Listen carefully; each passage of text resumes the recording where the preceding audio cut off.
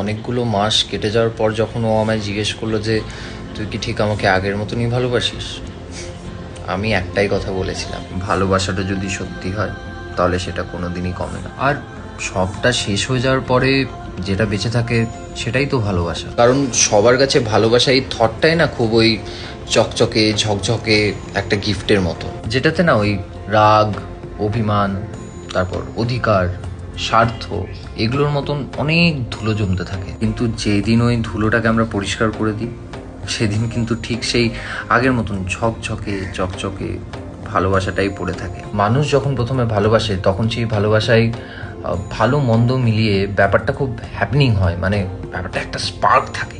কিন্তু শেষে বেঁচে থাকা ভালোবাসায় পড়ে থাকে শুধু একটা স্থিরতা, একটা শান্তি। তাই আমি ওকে বলেছিলাম যে আজ সবটা শেষ হয়ে যাওয়ার পরেও আমি তোকে ঠিক আগের মতনই ভালো